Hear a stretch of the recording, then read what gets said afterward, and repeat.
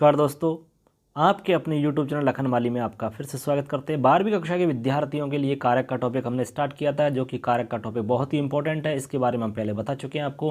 कारक का जो टॉपिक है बहुत ही ज़्यादा महत्वपूर्ण है, आपका हर जगह आपको काम आने वाला टॉपिक है। इसमें हम आपको द्वितीय विभक्ति बता रहे थे, यानी कि कर्म कारक आपको बता रहे थे। दोस्तों, कर्म कारक के अंदर हमने आपको बताया कि कर्म किसे कहते हैं। इसके बाद में आपको कुछ इसमें आपको सूत्र बताए थे, जैसे कि कर्तुरीप्सितमम कर्मः, इसके अलावा कर्मणि द्वितीया, इसके अलावा आपको इसमें अकथितंच सूत्र हमने बताया था, अधिशिंग स्थासाम कर्म हमने बताया था, अभिनिविशश्च कर्म बताया था, और उपानवद्यांग वशः सूत्र हम बता चुके हैं। इसके अलावा अभुक्त्यर्थस्य न, इसके अलावा आपको ये भी बताया था किस प्रकार से आपके प्रश्न एग्जाम में पूछे जाते हैं। तो ये तो दोस्तों हम पिछली जो बात कर चुके हैं, पिछले एपिसोड की बात हमने आपको बताई थी। इससे पहले हम ये सब जान चुके हैं दोस्तों। अब जानेंगे आगे, अब नया। चलिए दोस्तों स्टार्ट करते हैं। आज का टॉपिक हमारा, आज हम आपको बताने वाले हैं एक बहुत ही इंपॉर्टेंट वार्तिक है आपके लिए। इसमें 2-3 सूत्र और हैं, और इन 2-3 सूत्रों के साथ ही आपकी द्वितीय विभक्ति पूरी हो जाएगी दोस्तों। तो चलिए स्टार्ट कर लेते हैं बिना किसी लंबी भूमिका के। आज बहुत ही इंपॉर्टेंट वार्तिक है जिसको हम समझेंगे। उभसर्वतसो कार्या दिगुपर्यादिषु त्रिषु द्वितीयाम्रीडितान्तेषु ततोऽन्यत्रापि दृश्यते। तो आज बहुत ही इंपॉर्टेंट वार्तिक है हमारा दोस्तों। इस वार्तिक को हम समझते हैं पूरा। देखिए, सबसे पहले तो आपको हम इसको बताते हैं वार्तिक क्या है। तो वार्तिक है आपका, उभसर्वतसो कार्याः दिगुपर्यादिषु त्रिषु द्वितीयाम्रीडितान्तेषु ततो अन्यत्रापि दृश्यते। ठीक है। अब इस वार्तिक को समझने के लिए या तो हम आपको ऐसा करते हैं, वो पुस्तक में दिखा देते हैं कि वार्तिक क्या है, और उसको इसमें जो महत्वपूर्ण कुछ रहेगा समझाने के हिसाब से वो आपको हम बोर्ड पे बता देंगे। चलिए दोस्तों, सबसे पहले आपको पुस्तक में बता दें कि तो जैसे कि आप पुस्तक में देख पा रहे हैं, पुस्तक में हम आ चुके हैं, और पुस्तक के अंदर आप देख रहे होंगे वार्तिक जो हमने अभी आपको बताया था। ये रहा आपका वार्तिक, जैसे आप देख रहे होंगे, उभसर्वतसो कार्या। देखो यहाँ से आप देखेंगे, ये आपका वार्तिक है जिसको हम आज समझेंगे। उभसर्वतसो कार्याः दिगुपर्यादिषु त्रिषु द्वितीयाम्रीडितान्तेषु ततो अन्यत्रापि दृश्यते। ये वार्तिक है बच्चों, ठीक है ना। अब ये देखो, वार्तिक चाहे कैसा भी है, लेकिन हमें इसको समझना है बस। मेन सबसे जो मुख्य बात है, जब मेन बात है, वो यह बच्चों आपको समझ में आना चाहिए। यानी कि कोई भी वार्तिक है, कोई भी सूत्र है, वो आप यदि समझ जाते हैं तो कैसा भी प्रश्न आए, किसी भी प्रकार से पूछा जाए, कहीं भी कोई दिक्कत नहीं आएगी। ठीक है। तो अब इसमें देखिए, सबसे पहले तो आपको ये समझना है, उभसर्वतसो कार्या दिगुपर्यादिषु त्रिषु, मतलब इसमें ये कहा जा रहा है कि तसिल प्रत्यांत उभयतः। देखो, तसिल प्रत्यांत उभयतः, एक तो ये शब्द आपको ध्यान में रखना है। उभयतः का मतलब होता है दोनों ओर। क्या अर्थ होता है बच्चों? दोनों ओर। एक तो ये ध्यान रखना है। और सर्वतः, सर्वतः जैसे यहाँ लिख रहा है, ये लिख रहा है ना उभसर्वतसो, तो एक तो उभयतः और दूसरा सर्वतः, यानी सब ओर। ठीक है, सर्वतः यानी सब ओर। इन शब्दों के योग में, इन शब्दों के योग में, धिक् शब्दों के योग में, और इसके अलावा लिख रहा है फिर दिगुपर्यादिषु त्रिषु, यानी धिगु का मतलब धिक्, ये लिख रहा है धिक्। एक तो हो गया उभयता, एक हो गया सर्वता, एक हो गया धिक। धिक यानी होता है बच्चों धिक्कार। क्या होता है? धिक्कार। तो एक धिक शब्दों के योग में, फिर आगे लिख रहा है द्वितीयाम्रीडितान्तेषु, यानी आम्रीडित। एक संज्ञा होती है आम्रीडित संज्ञा। ठीक है। अब आम्रीडित संज्ञा क्या होती है, ये आपको समझना है। आम्रीडित संज्ञा का मतलब होता है बच्चों, सीधा सीधा समझ लो कि जब कोई एक शब्द है और एक ही शब्द को 2 बार बोल देते हैं हम। समझ गए बात को? जैसे कि राम को हमने राम राम बोल दिया, तो वो आम्रीडित संज्ञा हो गई। यानी जब एक ही शब्द की डबल उसका आवृत्ति हो जाती है, या डबल बार उसको हम बोल देते हैं। वारद्वयम कथन, यानी 2 बार कथन उसका हम कर देते हैं, तो उसको हम कहते हैं आम्रीडित। बात समझे? जैसे कि मान लो गया गया, तो गया गया, लखन लखन, राम राम, मोहन मोहन, धनेश धनेश, ऐसे ये आम्रीडित संज्ञा होगी बच्चों। समझ में आई बात? ऐसे। तो अब दूसरी लाइन में लिख रहा है ना, ये द्वितीयः आम्रीडितान्तेषु ततो अन्यत्रापि दृश्यते। तो यहाँ पर आपको समझना होगा कि आम्रडित संज्ञा से युक्त, जैसे कि ऊपरी ऊपरी, ठीक है, ऊपरी ऊपरी, अध्यधि, ऊपरी ऊपरी, जैसे यहाँ लिख रहा है, एक तो देखो ऊपरी ऊपरी यानी ऊपर ऊपर, ठीक है। इसके अलावा एक शब्द अध्यधि, अध्यधि, ये अधि अधि यानी अधः अधः, अध्यधि, अध्यधि। एक दूसरा है अध्यधि, अंदर अंदर। एक है अधो अध, अधो अधः यानी अधोधा यानी सबसे नीचे, ठीक है। इन शब्दों के योग में इनसे संबंधित शब्द में द्वितीया विभक्ति का प्रयोग किया जाता है। मतलब सिंपल सा ये हुआ बच्चों कि इसमें कुछ शब्द हैं, कुछ पद हैं, उन पदों के योग में द्वितीया विभक्ति होती है। ये आपको ध्यान में रखना है, यही इस वार्तिक का मतलब है। अब वो कौन कौन से आपके पद हैं वो आपको समझना है, तो उन पदों में आपको ध्यान में रखना है। आपको हम बोर्ड पे बताते हैं। इसमें बच्चों आपको कुछ पद ध्यान रखने हैं कि उन कौन कौन से ऐसे पद हैं जिनमें द्वितीया विभक्ति होगी, तो उन पदों में आपको ध्यान में रखना है। उभयतः, ये मोस्ट है बहुत ही, इसलिए अच्छे समझना है। इसके बाद में सर्वतः, उभयतः, सर्वतः। इसके बाद में आपका है अधोधः, ठीक है। इसके बाद में अध्यधि, ठीक है। और एक है आपका ऊपरी, ऊपरी ऊपरी। ये आपके कितने हो गए बच्चों, देखिए ये हो गया आपका 1 2 3 4 और 5, यानी कि ये जो 5 पद आप देख पा रहे हैं, इन पांचों पदों में जो विभक्ति होगी वो होगी द्वितीय विभक्ति। यानी पांचों पद यदि किसी भी वाक्य में आते हैं तो वहाँ पर कौन सी विभक्ति करेंगे, द्वितीय विभक्ति करेंगे। ये इसका मतलब है सिंपल, द्वितीय विभक्ति हो जाती है। यानी इन शब्दों के योग में इनसे संबंधित जो शब्द होंगे उसमें द्वितीय विभक्ति का प्रयोग किया जाता है। यही इस वार्तिक का मतलब है बच्चों, सिंपल, जो कि सरल बताया हमने एकदम आपको। अब आपने ये देखा होगा, इसमें एक लाइन आई थी कि द्वितीया आम्रीडितान्तेषु ततो अन्यत्रापि दृश्यते। इसको आपको समझना है। तो आपको याद रखना है बच्चों कि उभयतः पद के योग में द्वितीय विभक्ति होगी। यदि किसी भी वाक्य में उभयतः पद दिख रहा है तो वहाँ द्वितीय विभक्ति करनी है। सर्वतः दिख रहा है तो द्वितीय करनी है। अधोअधः दिख रहा है तो द्वितीय करनी है। अध्यधि दिख रहा है तो द्वितीय करनी है। ऊपरी ऊपरी दिख रहा है तो द्वितीय करनी है। ठीक है, अभी हम इन सब का एक एक उदाहरण आपको बताएंगे तो आप अच्छे से समझ जाओगे। लेकिन यहाँ पर एक बात और समझनी है आपको। ये कह रहा है कि आम्रडित संज्ञा होने पर, यानी आम्रडित रूप होना चाहिए आपका।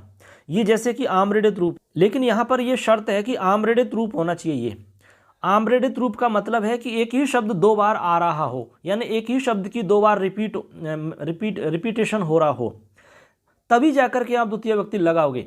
यदि ऐसा नहीं है तो आप द्वितीय विभक्ति नहीं लगाओगे, वहाँ पर आप षष्ठी विभक्ति लगाओगे। कैसे, अभी उदाहरण से बताते हैं, आप घबराइए मत। देखिए आपको हम उदाहरण बताते हैं, बिल्कुल आपको अच्छे से समझ में आ जाएगा, तो आपको बिल्कुल क्लियर हो जाएगी बात कि हम बताना क्या चाह रहे हैं। इसमें जो आम्रडित संज्ञा की बात है वो आपको थोड़ा सा समझ लेनी है।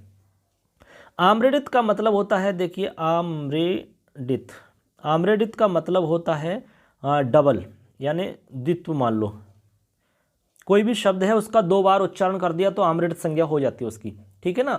अब ये कह रहा है कि भाई जैसे ऊपरी ऊपरी है, मान लो कोई ऐसा शब्द आ रहा है जो, जैसे 3 शब्दों की बात करिए यहाँ पर, एक तो ऊपरी ऊपरी, जैसे ऊपरी और ऊपरी, यदि ऐसे आते हैं, ऊपरी ऊपरी 2 बार आता है, अधः अधः आता है और अधि अधि आता है, ये 3 शब्द जो अभी अभी हमने आपको बताए थे, यदि डबल रूप में आते हैं तब तो आप द्वितीय विभक्ति कर लोगे, ठीक है। यदि ये सिंगल आते हैं, जैसे ऊपरी केवल एक ही आता है, या फिर अधि केवल एक ही आता है, डबल नहीं आएगा, सिर्फ एक ही रूप आ रहा है। अब यहाँ पर देखो, यहाँ पर ये और यहाँ डबल आ रहा है, दोनों में अंतर हुआ। यहाँ तो सिंगल आ रहा है, यहाँ और यहाँ ऊपर आपके डबल आ रहा है, और यहाँ केवल एक आ रहा है। जब एक ही आएगा इस तरीक़ा से, तो यहाँ पर आप कौन सी लगाओगे, षष्ठी विभक्ति करोगे बच्चों। कौन सी विभक्ति करोगे, षष्ठी विभक्ति करोगे। बस यही आपको हम समझाना चाह रहे थे। क्लियर है बात। तो ये आपको समझना है। तो आशा करते हैं ये बात आप समझ गए होंगे बच्चों। अब इसके जितने भी उदाहरण हैं हम आपको किताब में दिखा देते हैं, जिससे कि आपको क्लियर हो जाएगा ये वार्तिक पूरा का पूरा, क्योंकि इसमें से बहुत बार सवाल आपके एग्जाम में आते हैं और भी जो भी कंपटीशन की एग्जाम होती हैं वहाँ भी इसमें से प्रश्न पूछे जाते हैं। तो चलिए हम इसमें समझ लेते हैं पुस्तक के अंदर। चलिए पुस्तक में चलते हैं। तो चलिए बच्चों, हम देखिए सिंपल पुस्तक में आ चुके हैं और पुस्तक में हम आपको बता देते हैं, एक एक उदाहरण को अच्छे से समझा देते हैं। चलिए, सबसे पहले लिख रहा है उभयतः। तो उभयता का हमने कहा कि भाई उभयता का मतलब होता है आपका दोनों ओर, ठीक है ना।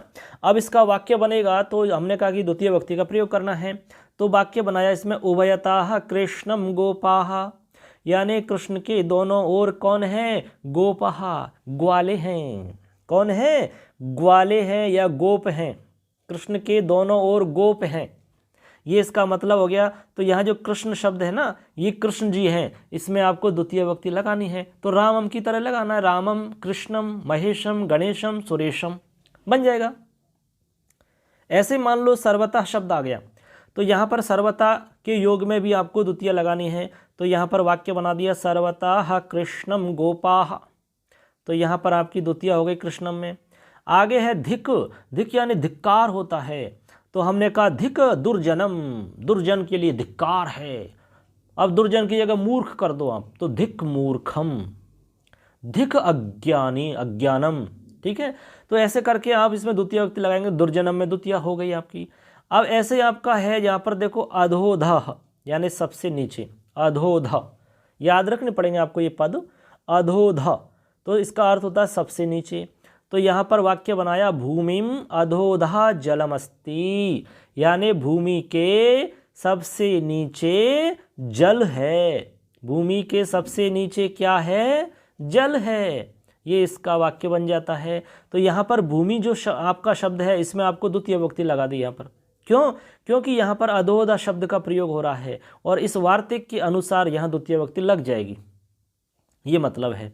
ऐसे आपका अध्यधि, अंदर अंदर, तो यहाँ पर आपका वाक्य बनेगा लोकम अध्यधि हरि अस्ति, यानी लोक के अंदर अंदर भगवान हैं, ये इसका मतलब हो गया। तो ऐसे करके यहाँ भी आपकी द्वितीय हो जाती है। ऐसे आपका एक है ऊपरी ऊपरी, ऊपरी ऊपरी यानी ऊपर ऊपर, तो उदाहरण बन जाएगा लोकम ऊपरी ऊपरी सूर्य अस्ति, यानी लोक के ऊपर ऊपर सूर्य है, ऐसा इसका वाक्य बन जाता है।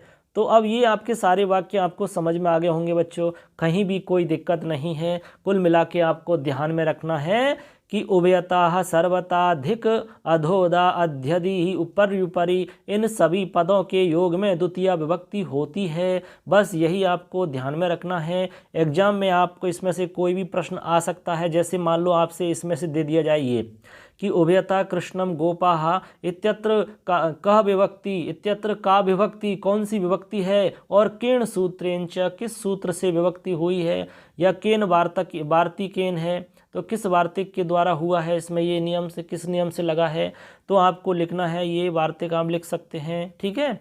या फिर आप लिख सकते हो उभयता सर्वथा धिक अधोदा अध्यधि ऊपर ऊपरी इन सर्वेषां पदे, यानी इन सभी पदों के योग में द्वितीय विभक्ति होती है, इस कारण से यहाँ भी द्वितीय हो जाएगी। या फिर आप इस वार्तिक को लिख सकते हो, इस वार्तिक के अनुसार यहाँ द्वितीय होती है, ये बता सकते हो आप, ठीक है।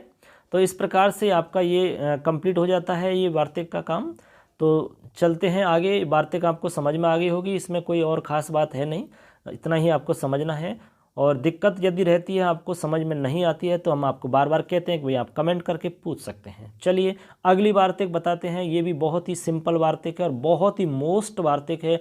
ये बहुत बार एग्जाम में आती है, बड़ी बड़ी जो कंपटीशन के एग्जाम है वहाँ भी इसमें से प्रश्न पूछा जाता है। तो चलिए दोस्तों, इसको हम बता देते हैं, पुस्तक में देख लेते हैं, कोई इसमें ज़्यादा दिक्कत नहीं है। देखो वार्तिक है आपका अभितः परितः समया निक्षा हा प्रतियोगेपि।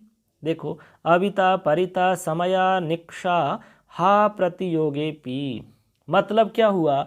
मतलब हुआ कि अभिता, अभिता का मतलब क्या होता है? देखो अभिता यानी दोनों ओर, परिता यानी क्या होता है? चारों ओर। समया निकषा का दोनों का अर्थ होता है समीप में या पास में, ठीक। और हा, हा का मतलब होता है हाय, कहते हैं ना हाय क्या हो गया, ऐसे। उसके बाद में है प्रति, प्रति का मतलब की ओर, जैसे विद्यालय की ओर, घर की ओर, मंदिर की ओर, बाजार की ओर, ऐसे। तो कितने हो गए, अबिता, परिता, समया, निक्षा, हा, प्रति, हो गए कि नहीं। तो ऐसे करके आपके ये सारे जो पद हैं आपके, इन सभी पदों के योग में द्वितीय विभक्ति होती है। बस यही आपका वार्तिक है। हो गया नियम, बहुत ही सिंपल है ना, कोई दिक्कत नहीं है, केवल आपको पद ध्यान रखने हैं बच्चों। तो आप ध्यान रखोगे अबितः, परितः, समयः, निक्षाः, प्रति, योगे, यानी इन पदों के योग में द्वितीय विभक्ति होती है। अब अबिता का मतलब दोनों ओर होता है, परितः यानी चारों ओर होता है, और समया यानी पास में होता है, निक्षा यानी भी पास में होता है, और हाय यानी हाय, और प्रति यानी और। ठीक है, बहुत ही सिंपल है। अब इनके एक एक उदाहरण समझ लो तो आपको क्लियर हो जाएगी, इसमें कोई दिक्कत ही नहीं है। देखो कैसे उदाहरण बन रहे हैं आपके, उदाहरण देखते हैं। जैसे कि अबिता है, सबसे पहले अबिता यानी दोनों ओर होता है। तो हमने कहा कि राजमार्गम अबिताः वृक्षाः सन्ति, यानी राजमार्ग है, यानी कि सड़क, यानी सड़क के दोनों ओर वृक्ष हैं। तो सड़क के दोनों ओर वृक्ष हैं। जब यहाँ पर अबिता पद का प्रयोग हो रहा है ये, तो यहाँ पर जो आपका सड़क शब्द है यानी कि राजमार्ग शब्द है, यहाँ पर अबिता पद के कारण द्वितीय विभक्ति होगी। कौन सी विभक्ति होगी बच्चों, द्वितीय। तो यहाँ बनेगा राजमार्गम अबिताः वृक्षाः सन्ति। अब यह राजमार्ग की जगह मान लो विद्यालय शब्द होता, तो आप करते विद्यालयम अबिताः वृक्षाः सन्ति, या फिर आप विद्यालय की जगह गांव होता तो ग्रामम अबिताः वृक्षाः सन्ति, गांव के दोनों ओर पेड़ हैं, विद्यालय के दोनों ओर पेड़ हैं। ऐसे कैसे आप चारों ओर वाला भी बना सकते हो। ठीक है, अब वहाँ अबिता की जगह परितः करना है आपको, सिंपल है। अब जैसे दूसरा वाला परितः शब्द आ गया, अब परितः में आप करेंगे ग्रामम परितः क्षेत्राणि सन्ति, गांव के चारों ओर खेत हैं।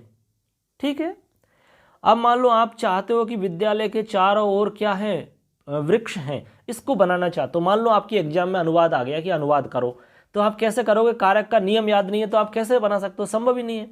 तो आपको कारक का नियम याद है कि चारों ओर की बात आ रही है, तो आपको याद आना चाहिए, अच्छा परिता शब्द है, अच्छा परिता का मतलब चारों ओर होता है, और परिता के योग में कौन सी विभक्ति होती है, द्वितीय। अच्छा ठीक है, तब आप कर पाओगे। तो आप लिखोगे विद्यालयम परिताः वृक्षाः सन्ति, विद्यालय के चारों ओर वृक्ष हैं, ऐसे आप बना सकते हो। इसके बाद में समया और निक्षा दो पद हैं, इन दोनों की आपको उदाहरण बनाए इसने। विद्यालयम निकषाः देवालयः अस्ति, निकषा बना लो, समया बना लो, एक ही बात है। ठीक है, तो मतलब हो गया विद्यालय के पास में मंदिर है, बन गया। अब विद्यालय के पास में मंदिर है और अस्पताल है, कुछ भी बाजार है, कुछ भी बना सकते हो आप उदाहरण तो। ठीक है, अब देखो यहाँ पर हा का मतलब हाय होता है, तो हमने कहा दुर्जनम हा, दुर्जनम हा, हाय, दुर्जन को हाय, तो यहाँ पर दुर्जन को हाय कह रहे हम। ठीक है ना, तो यहाँ पर हो जाएगा आपका दुर्जन के लिए हा, तो यहाँ पर दुर्जन शब्द में द्वितीय विभक्ति लग जाएगी आपकी। इसी प्रकार आपका है अगला प्रति, प्रति यानी और होता है, हम आपको पहले ही बता चुके हैं। तो इसमें आपका होगा छात्राः विद्यालयम प्रति गच्छन्ति, यानी कि छात्र विद्यालय की ओर जाते हैं। कहाँ जाते हैं बच्चों, छात्र विद्यालय की ओर जाते हैं। तो यहाँ पर बन जाएगा छात्राः विद्यालयम प्रति गच्छन्ति, छात्र विद्यालय की ओर जाते हैं। तो यहाँ पर विद्यालय में द्वितीय विभक्ति लग गई आपकी, किस में लगी, विद्यालय में। अब मान लो हम कहते हैं कि छात्र बाजार की ओर जाते हैं, तो छात्रा आपणम प्रति गच्छन्ति, ऐसे लिख दोगे आप। तो मतलब है कि यहाँ द्वितीय विभक्ति लगेगी। तो बच्चों आपको यहाँ पर याद रखना है कि अभितः पद के योग में द्वितीय होती है, परितः पद के योग में द्वितीय होती है, समया निक्षा पद के योग में द्वितीय होती है, हा के योग में द्वितीय, और प्रति शब्द के योग में, इन सभी पदों के योग में द्वितीय विभक्ति होती है। ये आपको समझना है। क्यों होती है, वार्तिक लिख सकते हो। जैसे मान लो एग्जाम में सवाल आ गया कि विद्यालयम परिताः वृक्षाः सन्ति इत्यत्र का विभक्ति केन सूत्रेण, किस सूत्र से कौन सी विभक्ति हुई है, तो आप लिखोगे कि अभिता परिता समया निक्षा हा प्रति योगेपि इति वार्तिक सहायेन, इस वार्तिक की सहायता से इत्यत्र द्वितीय विभक्ति भवति। आपका उत्तर एकदम सही माना जाएगा, पूरे नंबर मिलेंगे, कहीं भी कटने की कोई गुंजाइश नहीं रहेगी।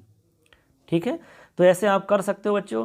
अच्छे से हमने पूरा सरल आपको समझाने की कोशिश की है, फिर भी आपको दिक्कत रहती है तो आप कमेंट करके पूछ सकते हैं। चलिए अब आगे चलते हैं। इसके बाद में और आपका एक नियम और है इसमें, वो भी एकदम सिंपल सा है, कोई इसमें दिक्कत वाली बात नहीं है। उसमें भी आपके 2 पद हैं अलग से, जो उनको भी आपको समझ लेना है। अगला इसमें आपका जो नियम है वो है बच्चों, देखिए, अंतरांतरेण युक्ति। ये आपका सूत्र है। क्या है? अंतरांतरेण युक्ति, यानी इसमें 2 पद हैं। एक तो है आपका अंतरा, ठीक है, और दूसरा है अंतरेण, अंतरा अंतरेण। देखो, एक अंतरा पद है, दूसरा अंतरेण है। तो अंतरा का मतलब होता है बच्चों बीच में। क्या होता है? बीच में। क्या होता है? बीच में। देखो यहाँ, देखो यहाँ, अंतरा यानी क्या होता है? बीच में। तो ऐसे लिख देंगे, बीच में। और यहाँ अंतरेण का मतलब बिना, यानी बिना। देखो ऐसे, जैसे कि धन के बिना, ज्ञान के बिना, जल के बिना, खाने के बिना, ऐसे। तो अंतरेण का मतलब बिना, और अंतरा यानी बीच में। बस। अब इन दोनों पदों के योग में भी द्वितीय विभक्ति होती है। एकदम सीधा सा, ये तो कहीं दिक्कत नहीं है इसमें। तो वही, जब इससे पहले ही हम आपको बता चुके हैं कि भाई अभिता, परिता, समया, निक्सा, हा, प्रति, इन सब के योग में द्वितीय विभक्ति होती है। तो बस 2 पद और याद रखने हैं आपको, उसके लिए अलग सूत्र बनाया है इन्होंने। अंतरा अंतरेण युक्ति, यानी अंतरा और अंतरेण पद के योग में भी द्वितीय विभक्ति का प्रयोग होता है। यहाँ पर अंतरा का मतलब होता है बीच में, और अंतरेण का मतलब होता है बिना। ठीक है, अब ये आप समझ गए होंगे। अब दोनों से एक एक उदाहरण इसमें पुस्तक में दिया हुआ है, बस वो उदाहरण समझ लो और आपका ये हो जाएगा। इसमें कोई दिक्कत वाली तो बात है नहीं। अब देखो, उदाहरण बनेगा आपका अंतरेण यानी बिना। तो यहाँ पर उदाहरण है, प्रदीपः पुस्तकम बिना पठति। ठीक है, यानी प्रदीप पुस्तक के बिना पढ़ता है, या अंतरेण पठति। या तो बिना करो या अंतरेण करो। तो हम तो अंतरेण करेंगे ना। तो प्रदीपः पुस्तकम अंतरेण पठति, मतलब हो गया प्रदीप पुस्तक के बिना पढ़ता है, अंतरेण। ठीक है, आप और भी बना सकते हो, जैसे जलम अंतरेण किमपि नास्ति, जल के बिना कुछ नहीं है। या फिर और भी बना सकते हो, जैसे धनम अंतरेण नास्ति किमपि, ऐसे आप कर सकते हो। ऐसे ही आप आगे बना दोगे दूसरा अंतरा। अंतरा यानी बीच में होता है। तो यहाँ पर लिखा है, रामम श्यामम च अंतरा देवदत्तः अस्ति। राम और श्याम के बीच में देवदत्त है, ये अंतरा यानी बीच में हो गया। जैसे राम और श्याम बैठे हुए हैं क्लास में, ठीक है, और उनके बीच में मान लो कोई दूसरा बच्चा बैठा हुआ है, तो हम कहेंगे रामम श्यामम च अंतरा, राम और श्याम के बीच में बालकः अस्ति, एक बालक है छोटा सा। समझ गए? ऐसे आप कह सकते हो। तो बीच में, राम और मोहन के बीच में, श्याम और गीता के बीच में, ठीक है, ऐसे कोई भी आप बता सकते हो ऐसे। तो इस तरीक़ा से आप उदाहरण बना सकते हो।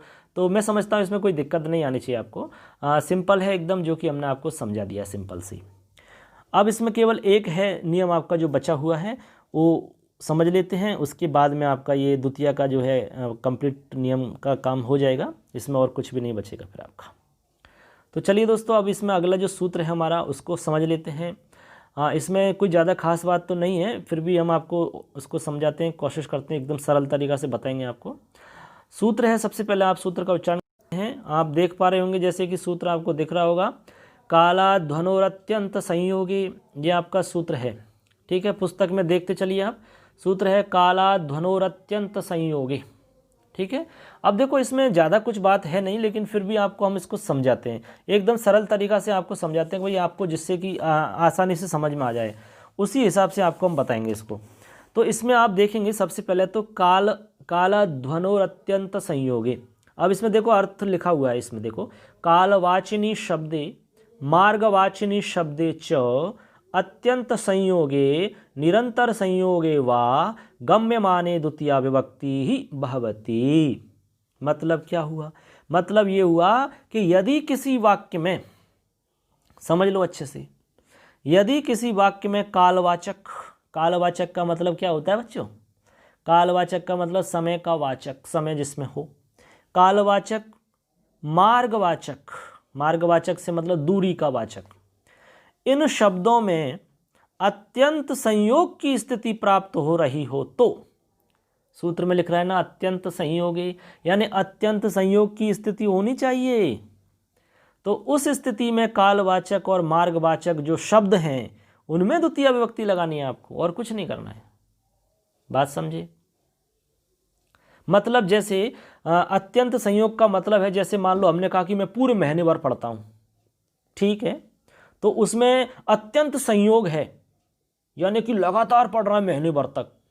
किसी ने कहा मैं महीने में 2 दिन पढ़ता हूँ, अरे 2 दिन पढ़ता है तो अत्यंत संयोग नहीं है वहाँ पर, यानी निरंतरता नहीं है वहाँ पर। मतलब ये है अत्यंत संयोग का मतलब, समझ गए होंगे अब आप, ठीक है ना। यानी जहाँ पर निरंतरता रहती है वहाँ अत्यंत संयोग कहलाता है, और जहाँ निरंतरता नहीं होती है वहाँ अत्यंत संयोग नहीं होता है। जैसे हमने कहा कि मैं साल में 4 दिन पढ़ता हूँ, तो अत्यंत संयोग हुआ क्या? नहीं हुआ। हमने कहा कि साल में लगातार पढ़ता हूँ, साल भर पढ़ता हूँ, 10 महीने तक पढ़ता हूँ, 12 महीने तक पढ़ता हूँ, 11 महीने तक पढ़ता हूँ, उसमें निरंतरता है, तो उसको कहेंगे अत्यंत संयोग। अत्यंत संयोग होने पर कालवाचक शब्द और मार्गवाचक शब्द जो होंगे उनमें द्वितीय विभक्ति लग जाती है, बस यही इसका मतलब है सूत्र का, सिंपल। ठीक है, कैसे? उदाहरण से समझ में आएगी बात आपको ये। अब इसमें उदाहरण दे रखे हैं, जैसे सबसे पहला उदाहरण है मासम कल्याणी। क्या दे रखा है? मासम कल्याणी दे रखा है कि नहीं? ऐसे तो उदाहरण है आपका मासम कल्याणी, ठीक है। तो मासम कल्याणी का मतलब क्या हुआ? यानी कि मास भर कल्याणकारी रहती है। कालवाचक कब तक रहती है कल्याणी? पूरे महीने भर, पूरे महीने भर तक कल्याणकारी रहती है, कल्याणी रहती है बिल्कुल, बहुत अच्छे से, कोई दिक्कत नहीं है। तो बताइए पूरे महीने भर तक निरंतरता रही कि नहीं रही? अब किसी ने कहा मैं तो महीने में 2 दिन रहता हूँ, बहुत अच्छा, कल्याणकारी। अरे काहे का, किसका, कहाँ निरंतरता हुई वहाँ? तो निरंतरता का अभाव है, द्वितीय नहीं होगी फिर, ये मतलब है। तो कहने का मतलब आप समझ गए होंगे, यहाँ पर निरंतरता होनी चाहिए। अब यहाँ पर जो मास शब्द है ना, मास, ये किसका वाचक है बताओ बच्चों?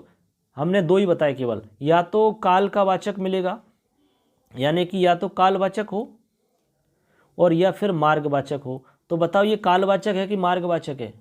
महीना, मास, अरे तो कालवाचक है ना, समय का वाचक है, मार्ग का वाचक थोड़ी ना है। तो कालवाचक हो गया। तो कालवाचक शब्द हो चाहे मार्गवाचक हो, तो ये हमारा कालवाचक हो गया, मार्गवाचक तो है नहीं। तो यहाँ पर आपको द्वितीय विभक्ति लगानी है, बस यही इस सूत्र का मतलब है। तो मासम कल्याणी बन गया, ठीक है। अब तो समझ में आ गया होगा आपके। अब ऐसे आपके और भी उदाहरण हैं इसमें, उनको भी समझ लो आप, इसी तरह से आपके वो उदाहरण समझ में आ जाएंगे। देखो अगला उदाहरण भी दे रखा होगा इसमें, देखो यहाँ दे रखा है, ये देखो मासम अधीते। तो मासम अधीते का मतलब होता है महीने भर तक अध्ययन करता है कोई, महीने भर तक पढ़ता है, पूरे महीने भर तक पढ़ता रहता है। तो इसमें भी अत्यंत संयोग हुआ। तो यहाँ पर मासम जो है वो काल का वाचक हो गया। ऐसे आपका आगे है मासम गुड़धाना, यानी पूरे महीने भर तक गुड़ और धान खाता है, गुड़ धान पूरे महीने भर तक खाता है, वाह। तो यहाँ भी आपकी द्वितीय विभक्ति हो गई मासम में। अब यहाँ देखो क्रोशम कुटिला नदी, क्रोशम कुटिला नदी, यानी क्रोशम का मतलब होता है कोस। कोस जानते हो, एक कोस चलना, 2 कोस कहते हैं ना, 1 कोस तक चल गया मैं तो पैदल पैदल। तो यहाँ पर 1 कोस का मतलब होता है आपका 3 किलोमीटर को 1 कोस कहते हैं, ठीक है। कोस दूरी का आपका वाचक है कोस, कोस यानी दूरी, जैसे कहते हैं ना 1 कोस, 2 कोस, 3 कोस। तो ये हो गया आपका। तो वो कह रहे हैं कि क्रोशम कुटिला नदी, यानी 1 कोस तक नदी कैसी है? कुटिल है, टेढ़ी मेढ़ी है। एक कोस तक, ऐसी नदी, कैसी नदी है 1 कोस तक? बिल्कुल टेढ़ी मेढ़ी है, सीधी नहीं है। तो यहाँ पर जो क्रोशम है ये किसका वाचक है बच्चों बताओ? काल का वाचक है कि मार्ग का वाचक है? तो बताइए किसका वाचक हुआ? मार्ग का वाचक हुआ। तो यहाँ पर द्वितीय विभक्ति हो गई क्रोशम में। ऐसे आपकी द्वितीय विभक्ति होती है। तो क्रोशम में द्वितीय विभक्ति हो जाएगी क्योंकि ये मार्ग का वाचक है। ऐसे ही आपका यहाँ पर हो जाएगा क्रोशम अधीते, यानी कोस भर तक पढ़ता है। कोई पैदल पैदल जा रहा है और पूरे 1 कोस तक पढ़ता चला गया, पढ़ता चला गया, पढ़ता चला गया, 1 कोस तक पढ़ गया बेचारा। तो उसमें भी द्वितीय विभक्ति हो गई, क्रोशम अधीते, हो गई कि नहीं? ऐसे यहाँ पर है क्रोशम गिरिही, 1 कोस तक क्या है आपका? पहाड़ है, पूरे 1 कोस तक आपकी गिरि यानी पर्वत बना हुआ है। तो अत्यंत संयोग हुआ कि नहीं हुआ? तो बस यही तो है बच्चों, इसमें हम कोई ज़्यादा खास बात तो है नहीं, देखो जो आपको समझ में नहीं आ रही हो, ठीक है। तो आशा करते हैं कि आपको ये बात समझ में आ गई होगी। तो आपको ये समझ में आना था कि भाई कालवाचक और मार्गवाचक शब्दों में द्वितीय विभक्ति हो जाएगी कब, जब अत्यंत संयोग रहेगा तब। अत्यंत संयोग का मतलब हमने आपको बता दिया, निरंतरता रहनी चाहिए, लगातार 1 महीने तक 2 महीने तक लगातार निरंतरता, 1 कोस तक 2 कोस तक, ऐसी निरंतरता यहाँ पर रहती है, ठीक है। लेकिन यदि निरंतरता नहीं रही तो क्या होगा, इसको भी समझ लो। यदि कालवाचक और मार्गवाचक शब्दों में अत्यंत संयोग या निरंतरता नहीं हो तो वहां पर इन शब्दों के योग में षष्ठी विभक्ति होगी। कौन सी विभक्ति होगी बच्चों, षष्ठी विभक्ति होगी। बस ये आपको समझना है, षष्ठी विभक्ति होगी। कैसे, जैसे हम एक उदाहरण बताते हैं आपको। जैसे मान लो एक उदाहरण है, बहुत ही सिंपल सा उदाहरण लिखते हैं और उसमें देखेंगे आपको कि भाई आपके अत्यंत संयोग है या नहीं। जैसे एक उदाहरण है, सुमित्रा मासस्य द्वि अधीते। सुमित्रा मासस्य द्वि अधीते, बात समझे। यानी यहाँ पर देखो मासस्य द्वि अधीते, यहाँ पर मतलब हुआ कि सुमित्रा महीने में केवल 2 दिन पढ़ती है, महीने में 2 दिन पढ़ती है, बस महीने भर में 2 दिन पढ़ती है सिर्फ। अब अच्छा ये बताइए आप, यहाँ पर अत्यंत संयोग है क्या, निरंतरता है क्या? महीने में 2 दिन पढ़ती है। हमने आपको पहले कहा कि महीने भर पढ़ता है, कोई साल भर पढ़ता है, तो वहाँ निरंतरता है। लेकिन यहाँ सुमित्रा केवल महीने में 2 दिन पढ़ रही है, तो यह निरंतरता है क्या बच्चों? नहीं है। तो ऐसे वाक्य में द्वितीय विभक्ति नहीं होगी। तो फिर क्या होगा, ऐसी स्थिति में षष्ठी विभक्ति होगी। तभी तो यहाँ पर मासस्य बना, यानी कि रामस्य की तरह षष्ठी विभक्ति का प्रयोग हुआ है बच्चों। यहाँ ये आपको समझना है, बस समझ गए होंगे। बस यही हम आपको समझाना चाह रहे थे बच्चों। तो आशा करते हैं बच्चों आपके ये समझ में आ गई होगी। द्वितीय विभक्ति कंप्लीट हो जाती है। इसी के साथ में हमने आपको बहुत ही आसान तरीक़ा से समझाने की कोशिश की है। आशा करते हैं आपको अच्छे से समझ में आया होगा। अब तक भी यदि आपने हमारे चैनल को सब्सक्राइब नहीं किया तो बच्चों ज़रूर से चैनल को सब्सक्राइब करें, अपने दोस्तों को शेयर करें। और भी इससे इम्पोर्टेंट जानकारी जो भी रहती है इसमें हम आपको बताते रहते हैं। और अभी कारक का टॉपिक निरंतर चल रहा है, कारक का टॉपिक पूरा नहीं हुआ है। आगे हम आपको तृतीय विभक्ति के साथ में मिलेंगे, यानी कि आपको करण कारक के साथ में आपसे बात करेंगे अगली वीडियो में। तो अब तक के लिए आपको इतना ही पर्याप्त है दोस्तों। अपना और अपनों का ध्यान रखें और अपने दोस्तों को शेयर करें, सबको बताएं, अच्छे से मन से पढ़ाई करें। कहते हैं कि हर मुश्किल कल का हल होगा, आज नहीं तो कल होगा। विश्वास हो अपने श्रम पर तो मरुस्थल में भी जल होगा, मरुस्थल में भी जल होगा। तो इन्हीं चंद पंक्तियों के साथ में बच्चों आपसे विदा लेते हैं, फिर मिलेंगे अगली वीडियो में। तब तक के लिए जय हिंद, जय तु भारतम, जय तु संस्कृतम। धन्यवाद।